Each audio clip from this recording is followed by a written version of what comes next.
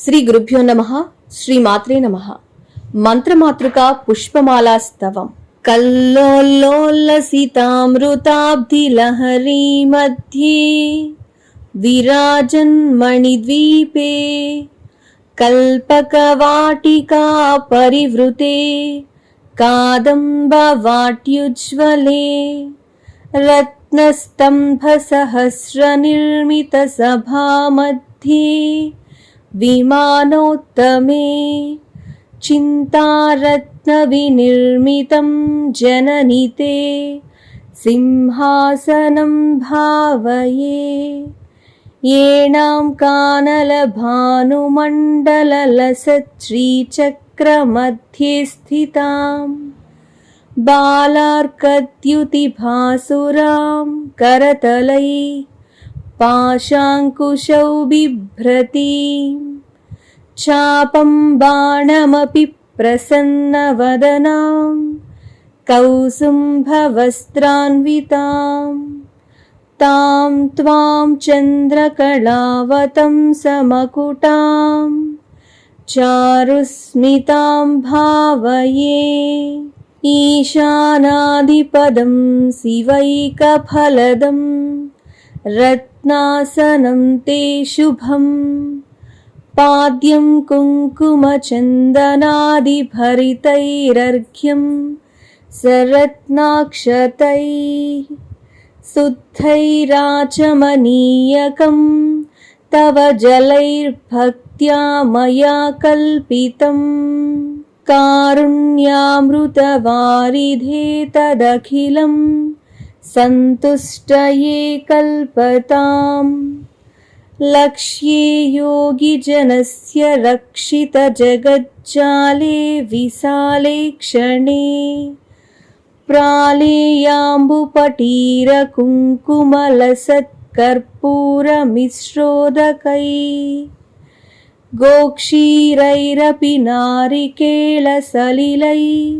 శుద్ధోదకైర్మంత్రితైः స్నానం దేవి ధియా మయైతదఖిలం సంతుష్టయే కల్పతాం హ్రీంకారాంకితమంత్రలక్షితతనో హేమాచలాత్ సంచితైः రత్నైరుజ్వలముత్తరీయసహితం కౌసుంభవర్ణాంశుకం ముక్తాసంతతియజ్ఞసూత్రమమలం సౌవర్ణతంతూద్భవం దత్తం దేవి ధియా మయైతదఖిలం సంతుష్టయే కల్పతాం హంసైరప్యతిలోభనీయగమనే హారావళీముజ్వలాం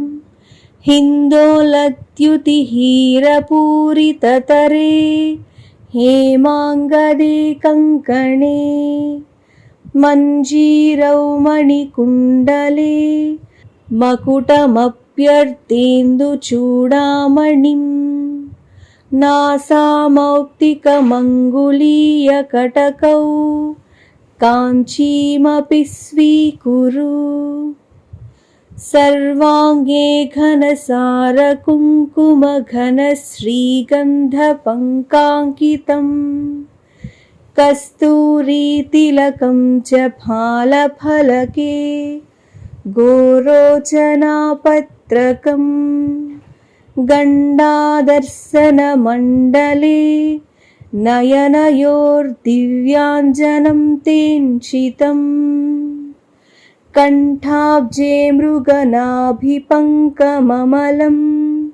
త్వత్ప్రీతయే కల్పతాం కహ్లారోత్పలమల్లికామరువకై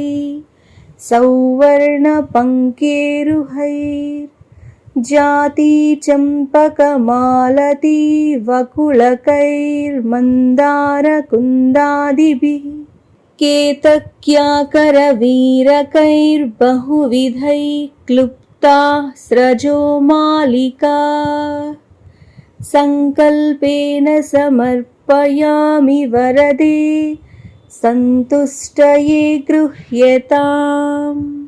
हन्तारं मदनस्य नन्दनयसियैरङ्गैरनङ्गोज्ज्वलैर्भृङ्गावलिनीलकुन्तलभरैर्बध्नासि तस्याश्रयम्।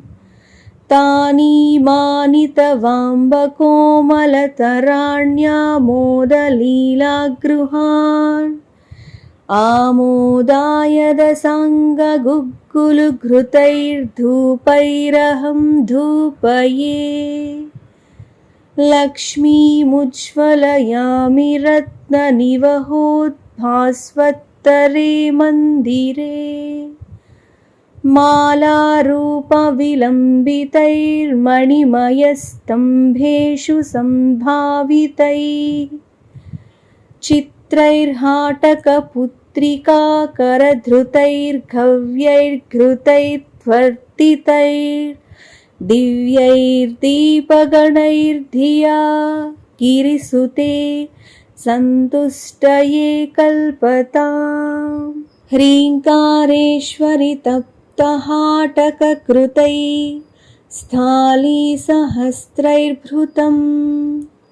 दिव्यान्नं घृतसूपशाकभरितं चित्रान्नभेदं तथा। दुग्धान्नं मधुशर्करादधियुतं माणिक्यपात्रे स्थितम्।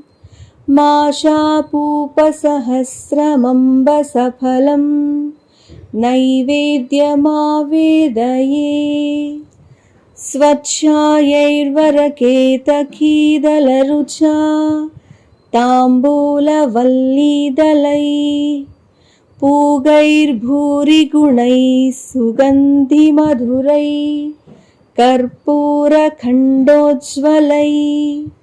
मुक्ताचूर्णविराजितैर्बहुविधैर्वक्त्राम्बुजामोदनैः।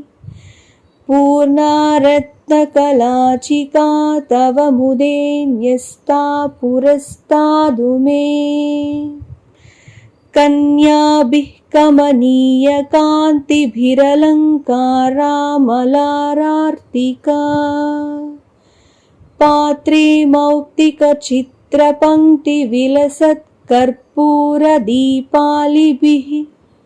तत्तत्तालं मृदङ्गगीतसहितं नृत्यत्पदाम्भोरुहम्। मन्त्राराधनपूर्वकं सुविहितं नीराजनं गृह्यताम्। लक्ष्मीर्मौक्तिकलक्षकल्पितसितच्छत्रं तु धत्ते रसात्। इन्द्राणी च रतिश्च चामरवरे धत्ते स्वयं भारती। वीणामेणविलोचना सुमनसा नृत्यन्ति तत्रागवत्। भावैराङ्गितसात्विकैः स्फुटरसं मत्तास्तदा कर्ण्यताम्। ह्रीङ्कारत्रयसम्पुटेन मनुनोपास्ये त्रयीमौलिभिः। वाक्यैर्लक्ष्यतनो तव स्तुतिविधौ को वा क्षमेताम्बिके। सल्लापास्तुतयः प्रदक्षिणशतं सञ्चारयेवास्तु ते। संद्वेषो नमसः सहस्रमखिलं त्वत्प्रीतये कल्पताम्। श्रीमन्त्राक्षरमालया गिरिसुतां यः पूजयेच्छेतसा। सन्ध्यासु प्रतिवासरं सुनियतस्तस्यामलं स्यान्मनः। चित्ताम्भोरुहमण्टपे गिरिसुता नृत्तं विधत्ते रसात्। वाणी वक्त्रसरोरुहे जलधिजा गेहे जगन्मङ्गला इति गिरिवरपुत्री पादराजीवभूषा भुवनममलयन्ती सूक्तिसौरभ्यसारैः शिवपदमकरन्दस्यन्दिनीयं निबद्धा मदयतु कविभृङ्गान् मातृका पुष्पमाला इति श्रीमत्परमहंसपरिव्राजकाचार्यस्य श्रीगोविन्दभगवत्पूज्यपादशिष्यस्य श्रीमच्छङ्करभगवतः कृतौ मन्त्रमातृका पुष्पमालास्तवः।